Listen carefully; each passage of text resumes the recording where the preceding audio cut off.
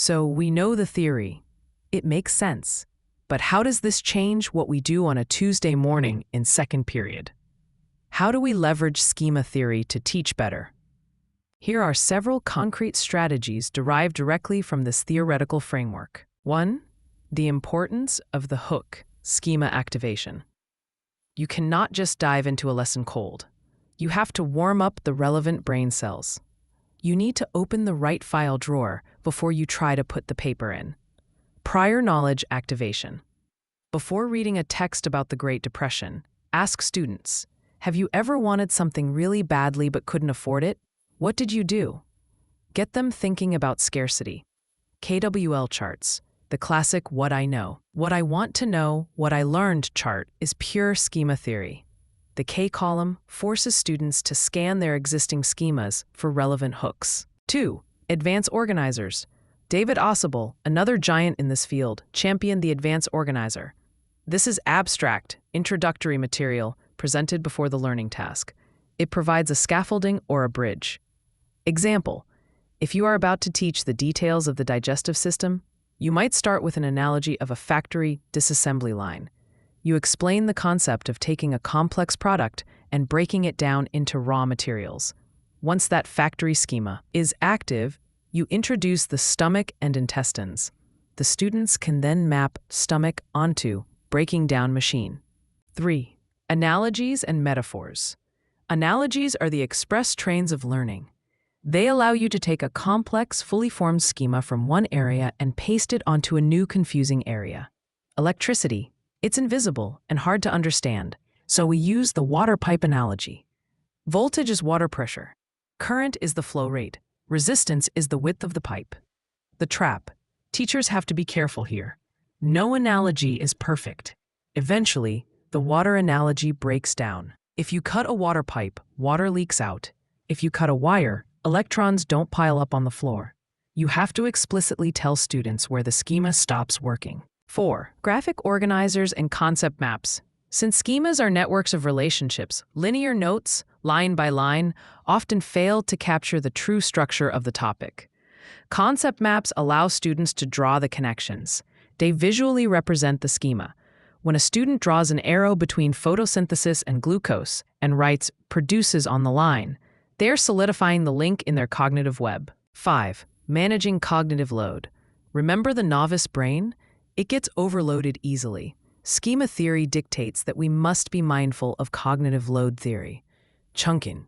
Break information down into bite-sized pieces. Don't give a 3-step command if the student doesn't have a schema for step 1 yet. Worked examples. For novices, solving a problem from scratch creates too much extraneous load. Showing them a fully worked-out problem, a blueprint, allows them to study the process, the schema, without burning out their weakening memory on the calculation. While schemas are necessary for efficiency, they aren't always our friends. They have a dark side, bias, and misconception. Stereotypes.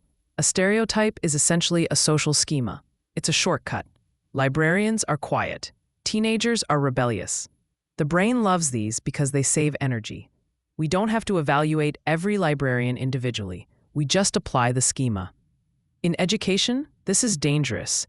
Teachers can have schemas about students, the troublemaker, the gifted kid, that blind them to the actual student sitting in front of them.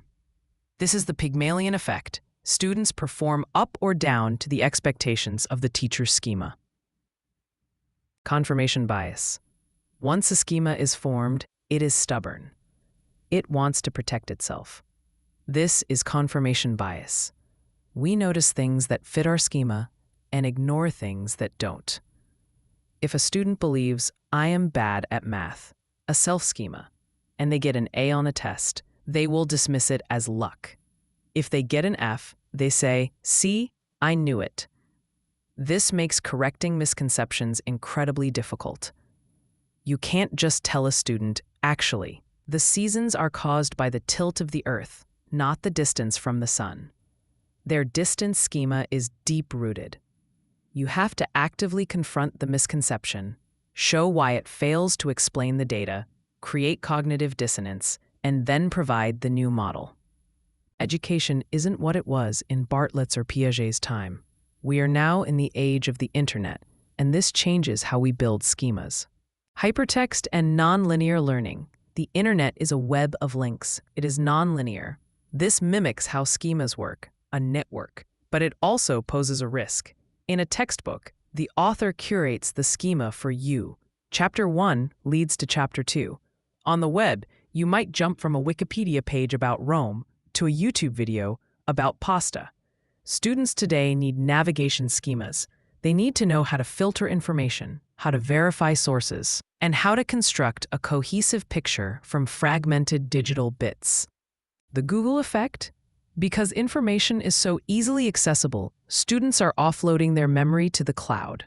Why should I memorize this if I can Google it? Here's the counter-argument from a schema perspective. You cannot think critically about something you don't know.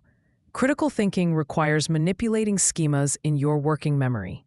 If those schemas are empty because you left it on Google, you have nothing to think with. You can't compare the French Revolution to the American Revolution if you have to look up every single date and name.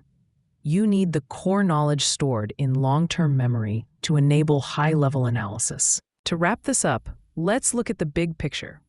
Schema theory is not just a chapter in an educational psychology textbook. It is the reality of human thought. It teaches us that learning is a constructive process. It's active, not passive. As educators, we are not just delivery drivers dropping off packages of information. We are architects and general contractors helping students build a skyscraper of understanding. We have to survey the foundation, prior knowledge. Provide the scaffolding, instructional support, and sometimes we have to bring in the wrecking ball to knock down a faulty structure, misconception, so we can build it back up the right way. When we understand schemas, we stop getting frustrated when a student doesn't understand a metaphor. We realize, oh, they don't have the base schema for that. We stop treating reading as just sounding out words and start treating it as world building. We become more empathetic to the struggle of accommodation, knowing that changing your mind is genuinely hard cognitive work. The takeaway is simple but profound. Connect the dots. Always connect the new to the old. Always validate the background knowledge, or lack thereof, that a student brings into the room. If you can help a student build robust, flexible, and accurate schemas, you haven't just taught them a lesson for a day. You have upgraded their operating system for life.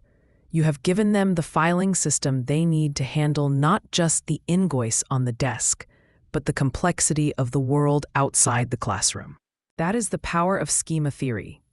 And that is why nearly a century after Bartlett told us about the War of the Ghosts, we are still talking about it. It works.